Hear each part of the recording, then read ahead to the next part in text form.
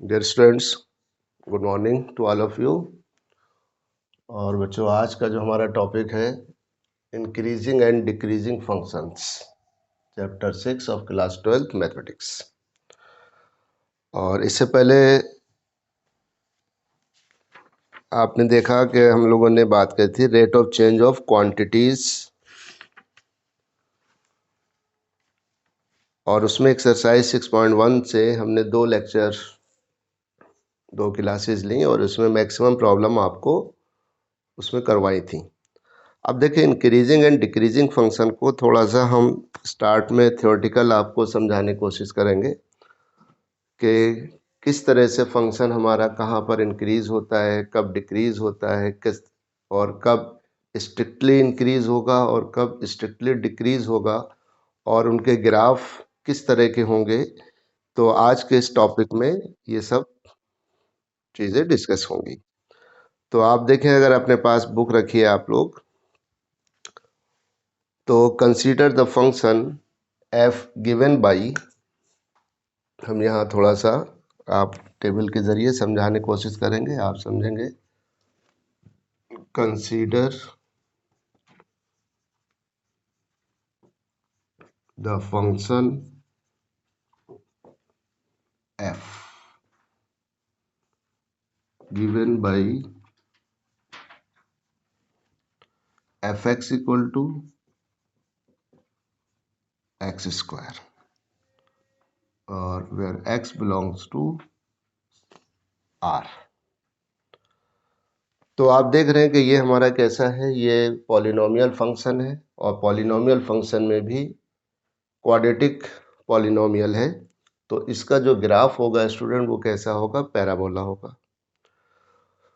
और याद हो आप क्लास 10th में हम लोगों ने इसी तरह के पॉलिनोमियल फंक्शन के और क्वाड्रेटिक फंक्शन के या क्यूबिक फंक्शन के ग्राफ प्लॉट किए थे। तो थोड़ा सा जहन अगर आपके पास जाएगा तो उसके लिए क्या करते थे, ग्राफ प्लॉट करने के लिए हम एक टेबल लेंगे और उस टेबल में कुछ वैल्यूज लेंगे, और वो टेबल हम दो तरह से उन टेबल्स को बनाएंगे। एक तो टेबल हम लेंगे यहाँ पर कि ओरिजिन से values left to origin, origin के लेफ्ट में क्या वैल्यूज होंगी, तो यहाँ और एक, तो पहली टेबल में कवर करेंगे वैल्यूज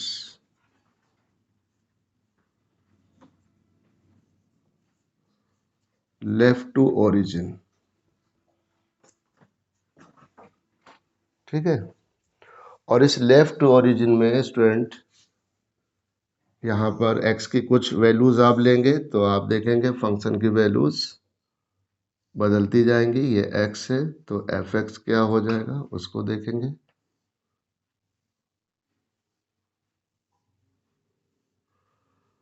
तो हमारे पास लेफ्ट टू ओरिजिन, यानी कि इस तरह से अगर अभी हम जैसे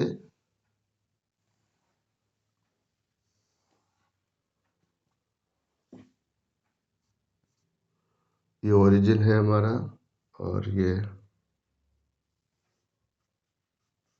वाई डैश, ये एक्स डैश, ठीक है। तो इस ओरिजिन के लेफ्ट में हमारे पास मान लिया ये -1 है और ये इसी तरह से ये -2।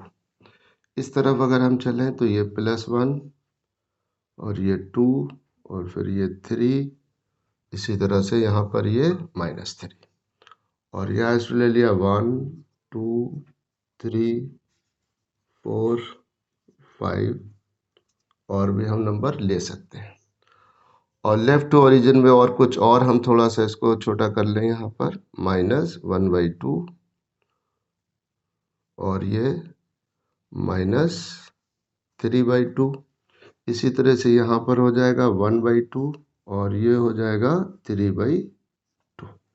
अब देखिए टेबल में हम वैल्यूज पुट कर रहे हैं कि लेफ्ट टू ओरिजिन, ठीक है। तो लेफ्ट टू ओरिजिन क्या क्या वैल्यूज आ रही हैं, जैसे हमारे पास यहाँ पर हमने -2 लिया, फिर -3/2 लिया, फिर -1 और इसी तरह से -1/2, और इवन हमने 0 को भी यहाँ पर इंक्लूड कर लिया। ठीक है, तो अब आप देख रहे हैं कि जब हम यहाँ पर फंक्शन हमारा क्या है, फंक्शन हमारा है student F X equal to X square. तो आपने x इक्वल टू -2 पुट किया तो ये हमें 4 मिल गया, यहाँ पर 9/4 हमें मिला। ठीक है, और 9/4 का मतलब है कि 2.1 बचा 25। ओके, इसी तरह से 1 रखने पर 1 मिला, -1 का मतलब है 1/4 और ये इक्वल हो जाएगा 0.25 एंड 0 पर 0। इसी तरह से एक टेबल और हम यहाँ ले लेंगे कि वैल्यूज राइट टू ओरिजिन। ठीक है, values of x right to origin.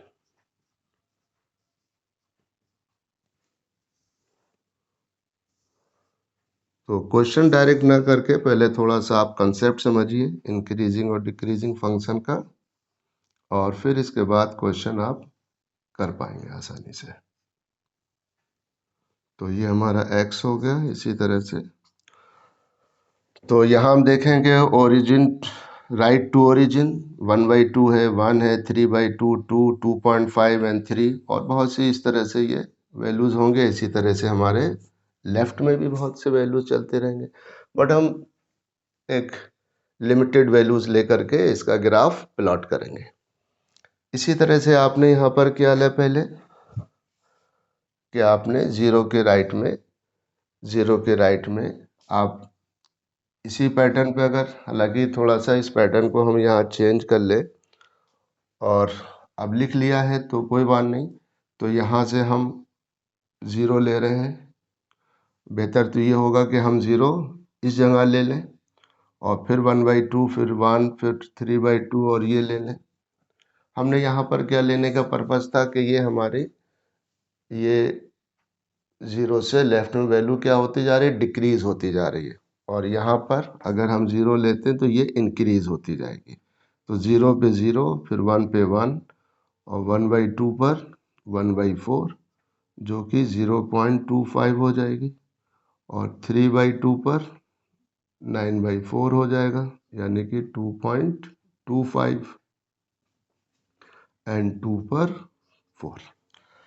अब इन पॉइंट्स को आपने प्लॉट किया ग्राफ में, तो 0 पे 0 और फिर इसी तरह से 1/2 पे स्टूडेंट 0.25, तो दोनों तरफ 0.25 आप चले,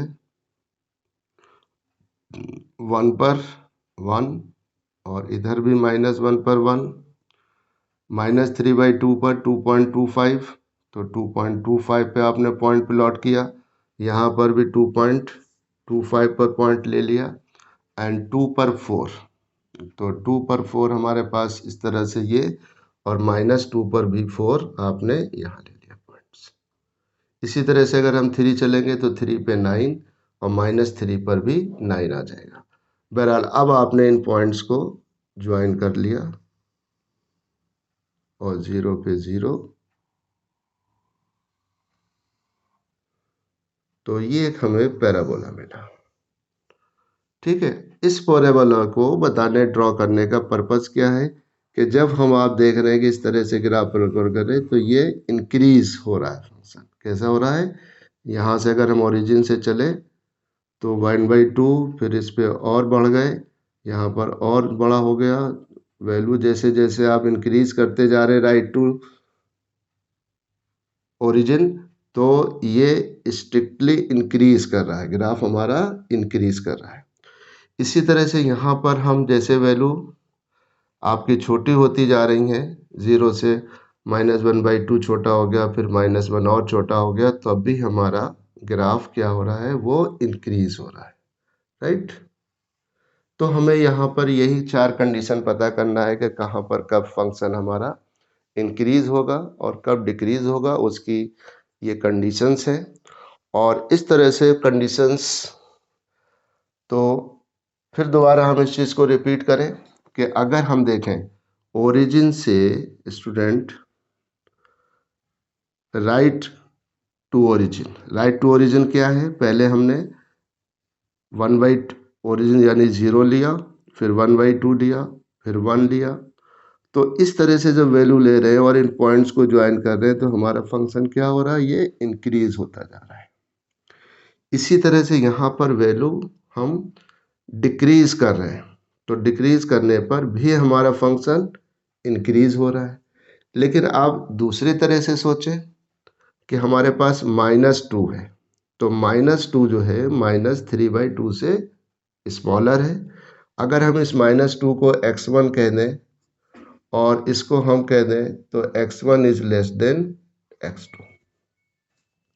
मान लिया ये दो वैल्यू ले ली हमने इस इंटरवल में, एक -2 ले लिया, x1 कितना है -2 और x2 कितना है स्टूडेंट -3/2।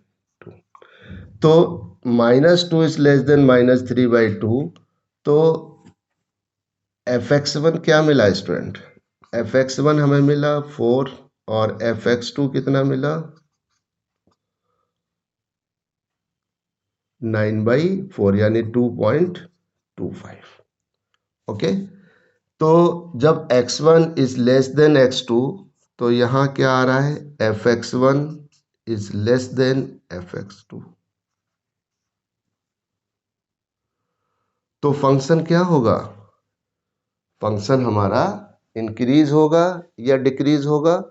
आप देखेंगे तो फंक्शन हमारा इंक्रीज होगा, यानी कि यहाँ पर हमने value x1 is less then minus, यानी कि x1 is less than x2, तो fx1 4 आ गया और fx2 2.25 आ गया।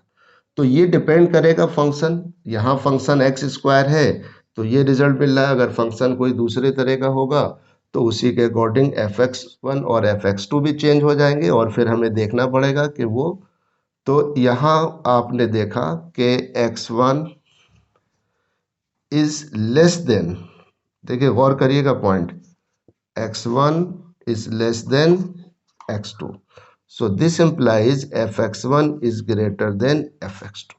यानी कि x1 तो x2 से छोटा है लेकिन fx1 जो है वो fx2 से ग्रेटर हमें मिल रहा है। तो बच्चों फंक्शन क्या होगा, स्ट्रिक्टली डिक्रीजिंग। आप देखें -2 पे हम 4 पर थे और -3/2 पर कहाँ आ गए 2.25 पे, तो इसका मतलब है ये डिक्रीज हो रहा है। स्ट्रिक्टली डिक्रीज का मतलब होता है कि एकदम घटेगा।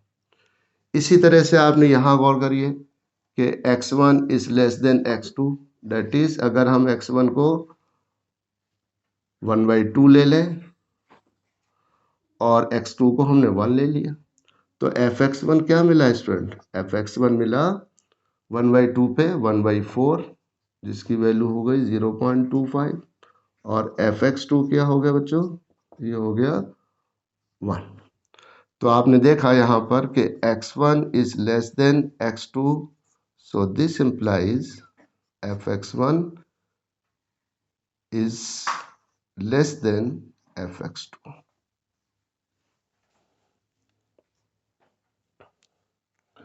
यानी कि x1 x2 से छोटा है और तो fx1 भी fx2 से लेस है। तो इस कंडीशन में हम क्या देख रहे हैं, तो हमारे पास जो फंक्शन होगा f is strictly increasing. Strictly देखिए गौर करिए कि 1/2 पर हम यहाँ पर थे और 1 पर हम यहाँ आ गए। अब हमने 1/2 छोटा है 3/2 से, बट fx1 कितना हो गया 1/4 और ये हो जाएगा fx2 9/4 मीन 2.25, तो हम यहाँ पर आ गए। तो इसका मतलब है कि x1 is less than x2, so this implies fx1 is less than fx2, then the function is strictly increasing। strictly का मतलब है हर हाल में कंटिन्यूएशन, ये कंटिन्यू बढ़ता चला जाएगा, इंक्रीज होता जाएगा। इसी तरह से अगर हम यहाँ पर 1/2 की जगह पर आपने ले लिया 1 और यहाँ पर 2, मान लिया 1 is less than 2, तो 1 पर हमें क्या मिल जाएगा स्टूडेंट, fx1 पर 1 और fx2 पर 2 पर 4। तो अब देखें आपने यहाँ पर कंडीशन फुलफिल हो रही कि x1 is less than x2, तो fx1 is less than fx2? Yes, of course, that is 1 is less than 4. क्यों? यहाँ पर 1 is less than 2 था, तो fx1 is less than fx2, so the function f is strictly increasing. देखें 1 पे यहाँ थे और 2 पर हम यहाँ गए, तो हम स्ट्रिक्टली इंक्रीज हो रहा है हमारा फंक्शन। और स्ट्रिक्टली डिक्रीजिंग में क्या होता है? डिक्रीजिंग में क्या होता है कि हमारे पास जो fx1 जो होता है वो x2 से तो छोटा होता है, but fx1 is greater then fx2 हो जाता है। तो उस कंडीशन में फंक्शन हमारा स्ट्रिक्टली डिक्रीज होता है। ठीक है, तो ये है इंक्रीज और डिक्रीजिंग का क्राइटेरिया। अब आप देखेंगे कि यहाँ पर तीसरा हमें क्या मिलेगा? तीसरा हमें मिलेगा स्टूडेंट कि हम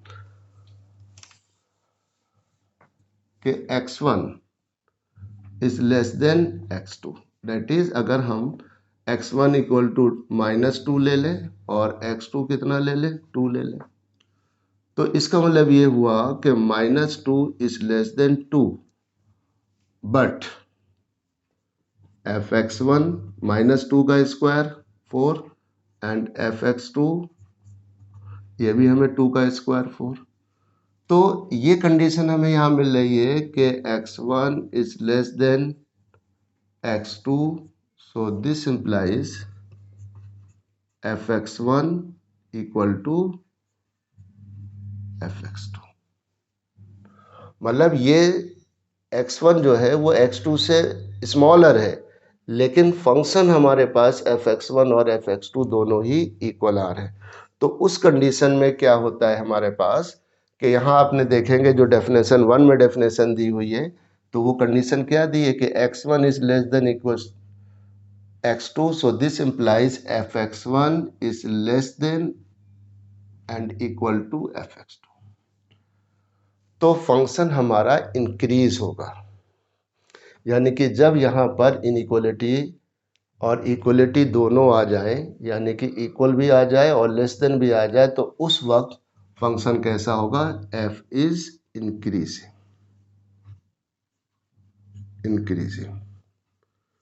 इंक्रीजिंग का मतलब ये हुआ कि ये स्ट्रिक्टली इंक्रीजिंग, यहाँ पर तो ये स्ट्रिक्टली इंक्रीजिंग है, यानी कि हर हाल में बढ़ ही रहा है, इधर भी स्ट्रिक्टली इंक्रीजिंग है।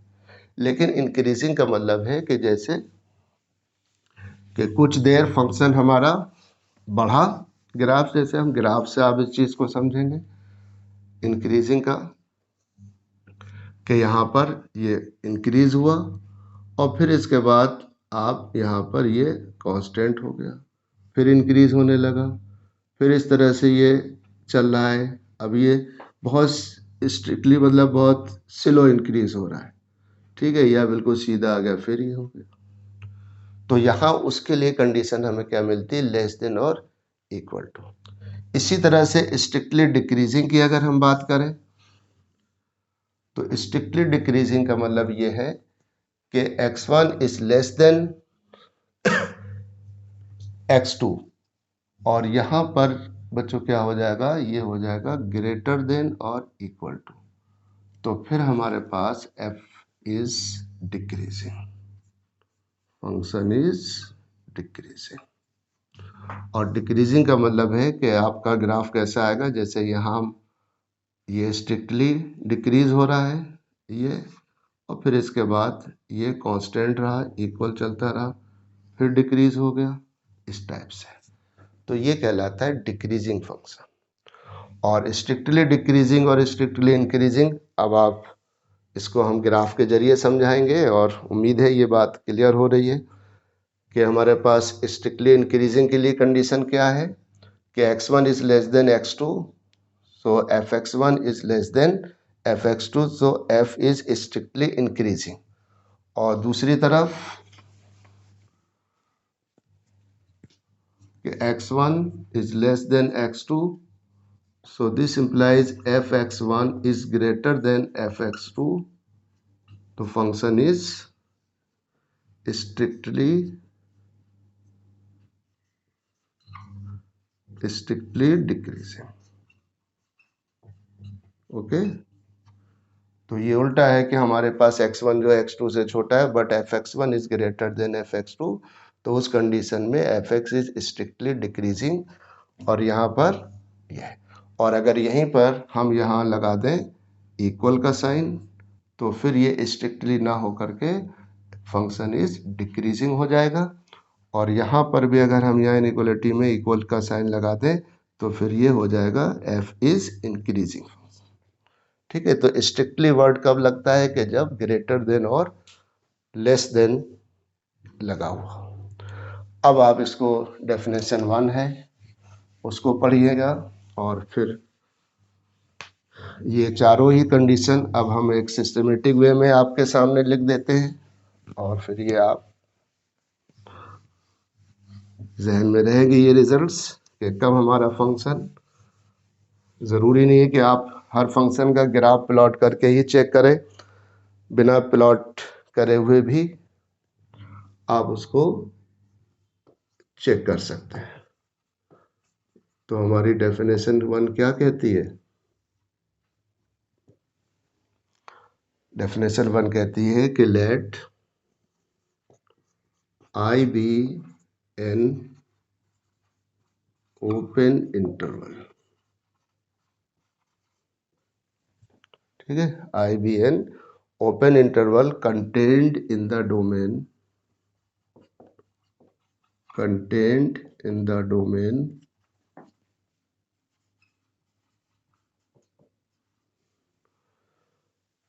of a real valued function, of a real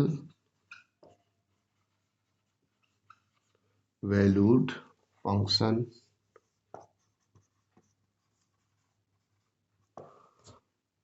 f, then f is said to be, then f is said to be। अब देखिए ये जो अभी हमने इससे पहले आपको बताया, अब वही डेफिनेशन 1 है हमारी। f is said to be increasing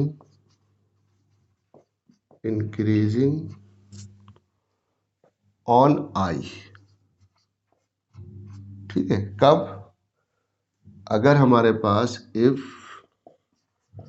x1 is less than x2, so this implies fx1 is less than equal to fx2, where x1 belongs to, where x1 x2 belongs to, और ये हमारे पास open interval आई। आ गई ये बात जो इससे पहले हम लिख रहे थे। इसी तरह से यहाँ आ जाएगा student strictly increasing on I if x1 is less than x2, so this implies fx1 is less than fx2 for all x1 x2 belongs to I। ठीक, यहाँ पर इंक्रीजिंग में लेस देन और इक्वल टू हो जाता है, और strictly के लिए लेस देन आता है। इसी तरह से थर्ड क्या होगा student? Decreasing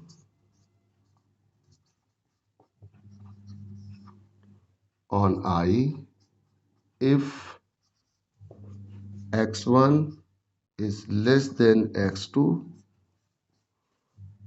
so this implies fx1 is greater than or equal to fx2 for all x1 x2 belongs to I। ठीक है, यहाँ पर कि x1 तो x2 से छोटा है, बट fx1 fx2 के इक्वल होगा या ग्रेटर होगा, उस कंडीशन में हमारा फंक्शन डिक्रीजिंग होगा। और फिर डिक्रीजिंग स्ट्रिक्टली डिक्रीजिंग कैसा होगा? अब strictly decreasing on I if x1 is less than x2 but fx1 is greater than fx2 for all x1 x2 belongs to I। और हमने उस जो फंक्शन आपका लिया था fx equal to X square, और उसमें आपको ये चारों कंडीशंस वहाँ फुलफिल करके दिखवाई, और आप खुद भी उसको ड्रॉ कर सकते हैं। और अब आप देखिए हमारे पास कि जो ग्राफ होगा वो किस तरह का, वो हालांकि वो भी अभी बता दिया, बट एक बार फिर आप समझ लें कि ग्राफिकल रिप्रेजेंटेशन कैसा होगा। अब पहले का फर्स्ट का ग्राफिकल रिप्रेजेंटेशन हमारा क्या होगा, तो फर्स्ट के लिए हमारे पास होगा स्टूडेंट इस तरह से, जैसे ये। तो पहले हमारे पास है इंक्रीजिंग, तो इंक्रीजिंग के लिए यही है कि आप यहाँ से चले, ये अभी आपका ये इंक्रीज हो रहा है, और फिर इसके बाद आप यहाँ पर ये कांस्टेंट रहा, और फिर ये इंक्रीज होने लगा, तो ये कहलाता है हमारे पास स्ट्रिक्टली इंक्रीजिंग फंक्शन। ओके, ये कहलाएगा इंक्रीजिंग फंक्शन, इंक्रीजिंग या फंक्शन आप कह देंगे इंक्रीजिंग। इसी तरह से सेकंड का ग्राफ किस तरह का होगा, ये इस टाइप से आएगा स्टूडेंट। सेकंड कैसा होता है, स्ट्रिक्टली इंक्रीजिंग। तो स्ट्रिक्टली इंक्रीजिंग का मतलब है कि हमारे पास ये ग्राफ लाइक दिस, तो यहाँ से अगर हमने स्टार्ट किया तो ये कंटिन्यूस इंक्रीज होता जाएगा, कहीं पर भी इक्वल नहीं होगा, तो ये कहलाएगा स्ट्रिक्टली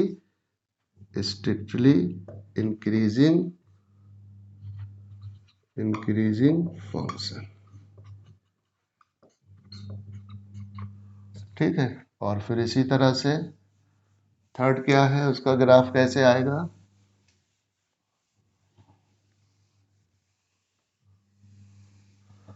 थर्ड में हमारे पास कंडीशन है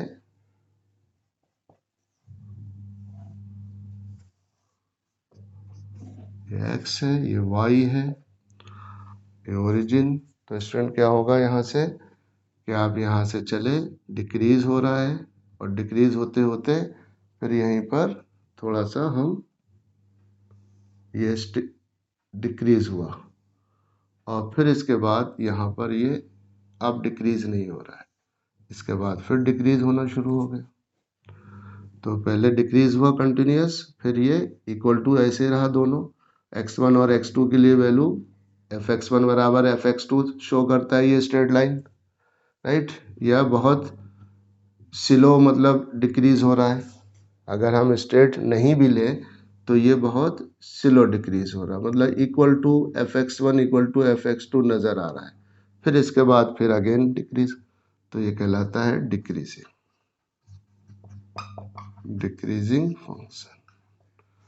और फिर स्ट्रिक्टली डिक्रीजिंग का मतलब होता है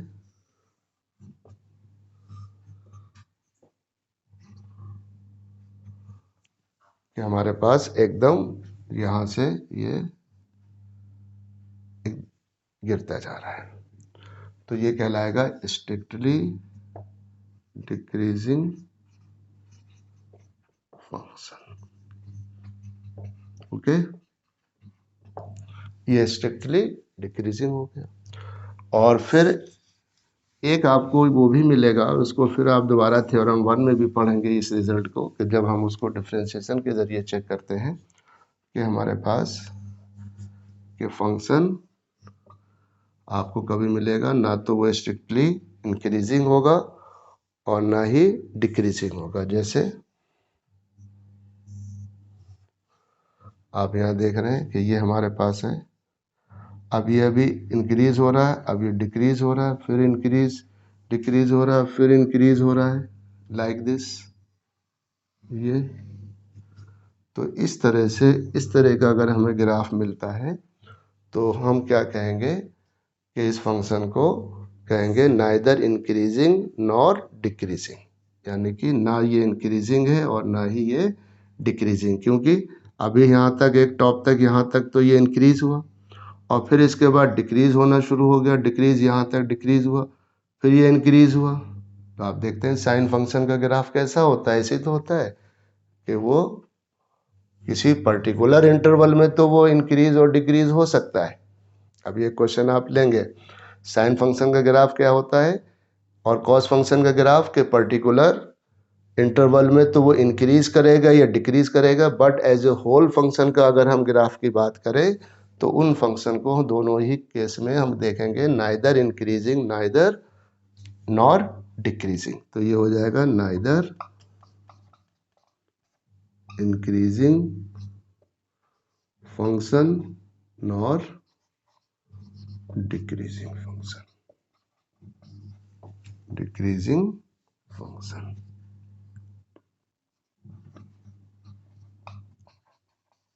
ठीक है, तो साइन और कॉस के इसी तरह के ग्राफ मिलेंगे बट पर्टिकुलर इंटरवल में वो इंक्रीज और डिक्रीज होते हैं। तो ये एक ज्योमेट्रिकल रिप्रेजेंटेशन है और फिर इसमें इसी तरह से डेफिनेशन आप 2 पढ़ लीजिए कि किसी पर्टिकुलर पॉइंट पर कब हमारा फंक्शन जो है इंक्रीज करेगा या डिक्रीज करेगा या स्ट्रिक्टली इंक्रीज करेगा या फिर स्ट्रिक्टली डिक्रीज करेगा, वो आप इस डेफिनेशन में देख सकते हैं। क्या है हमारे पास डेफिनेशन बच्चों कि let X naught be a point in the domain of definition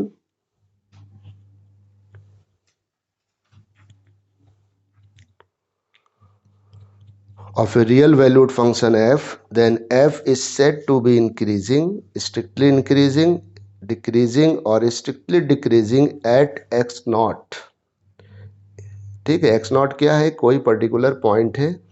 if there exists an open interval I containing x naught such that f is increasing, f का मतलब है function is increasing, strictly increasing, decreasing or strictly decreasing respectively in open interval I। तो अब इसके लिए एक बहुत दोनों पॉइंट्स आप यहाँ भी समझ लें, डेफिनेशन नंबर 2 को भी।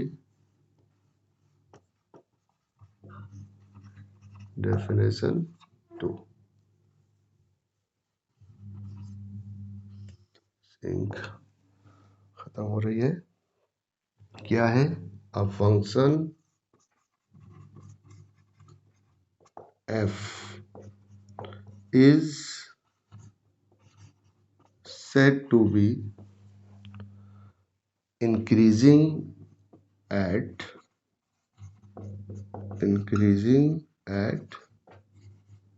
x naught। क्या कंडीशन होगी, if there exists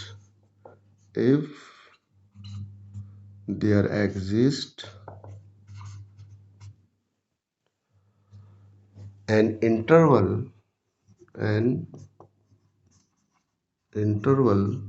और वो क्या होगा, इंटरवल में हम क्या लेंगे, इंटरवल I इक्वल टू ये हो जाएगा student x naught minus H and x naught plus H, where h is greater than 0, where h is greater than 0। बहुत छोटी वैल्यू होगी but it is greater than 0 such that for all x1 x2 belongs to I, for x1 x2 belongs to I। अब इसमें क्या हम condition लेंगे, वही condition है कि x1 is less than x2, first definition पर आ गए हम, इन I। तो हमें क्या मिलेगा, so this implies f(x1) is less then f(x2), ठीक है, और इक्वल टू।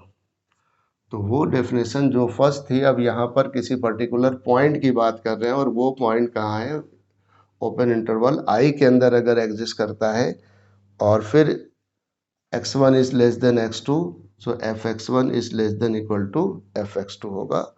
तो फंक्शन क्या हो जाएगा, इंक्रीजिंग फंक्शन होगा, function increasing at X naught, और फिर इसमें हम ये पर्टिकुलर h जो है माइनस करके और ये प्लस करके उसको चेक करेंगे। इसी तरह से सेकंड हमारा क्या है इसी में, a function f is said to be same बिल्कुल है decreasing, said to be decreasing at x not if क्या हो जाएगा, there exists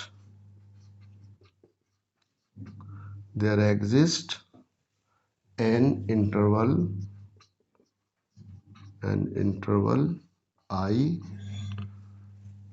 equal to x naught minus h और x naught plus h where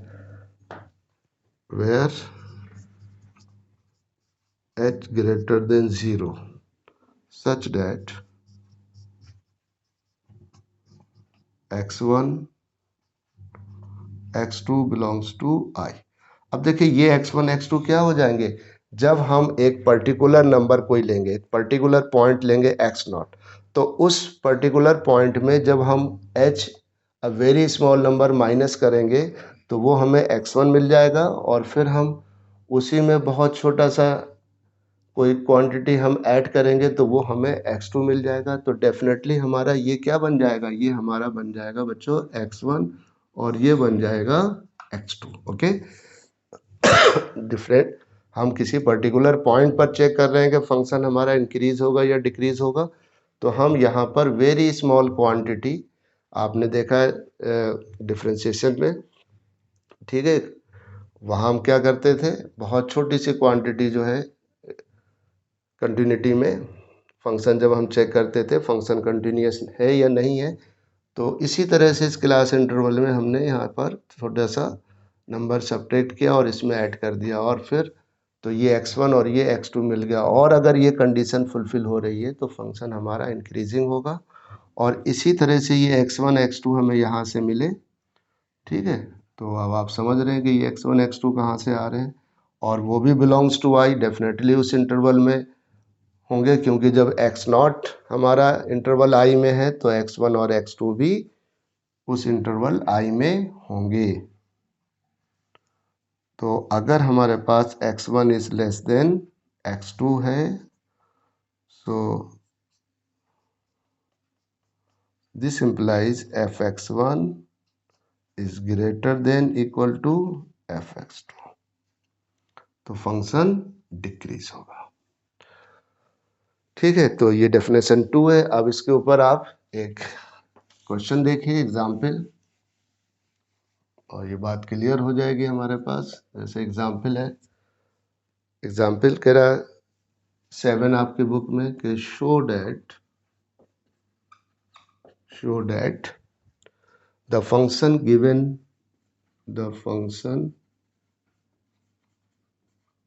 given fx equal to 7x minus 3 is strictly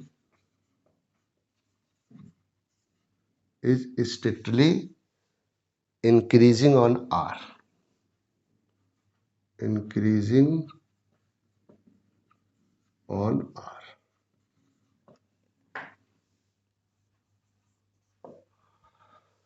तो यहाँ पर कह रहा है कि ये function strictly on increasing R। अब गौर करिए कि आपने कोई नंबर यहाँ ले लिया कि let x1 and x2 be any two numbers,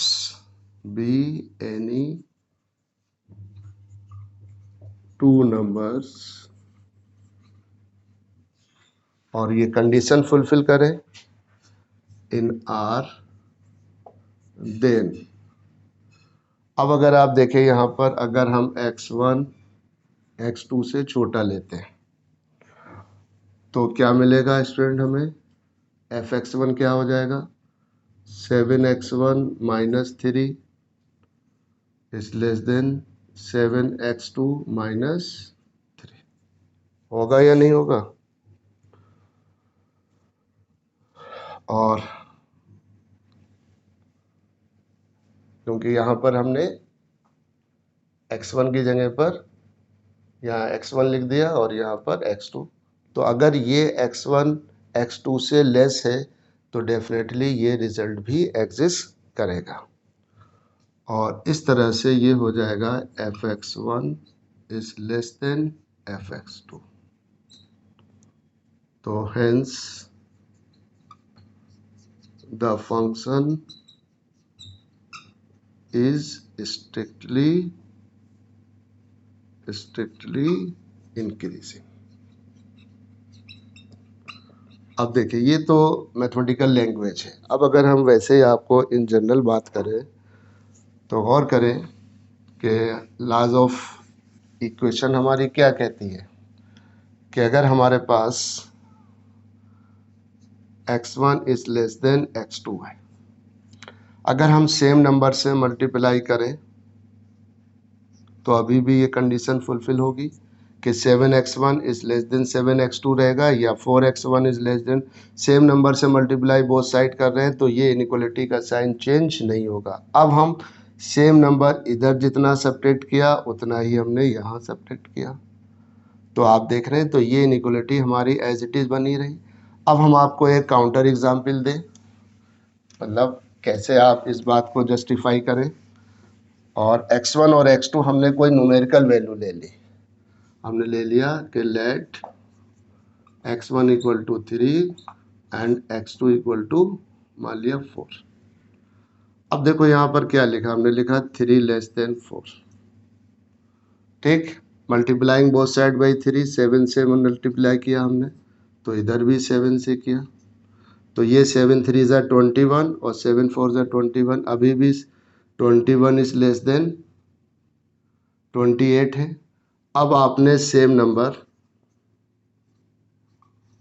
यहाँ से कुछ सब्ट्रैक्ट कर दिया, मान लिया आपने 3 सब्ट्रैक्ट कर दिया तो ये, और इधर से भी 3 सब्ट्रैक्ट किया, तो अभी भी इस इनइक्वालिटी पे कोई चेंज नहीं आने वाला। 21 माइनस 3, तो ये कितना हो गया स्टूडेंट 18 और ये 25।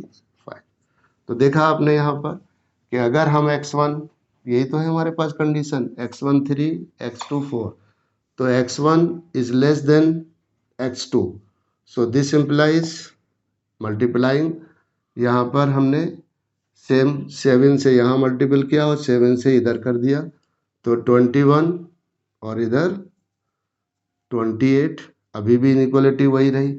अब सेम नंबर हमने 3 की जगह हमने मान लिया 10 इधर सब्ट्रैक्ट किया, यहाँ भी 10 सब्ट्रैक्ट कर दिया, तो ये क्या है 21 माइनस 10 11 और ये 18।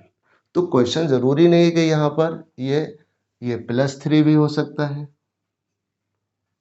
तब भी हमारे पास यही रिजल्ट रहेगा।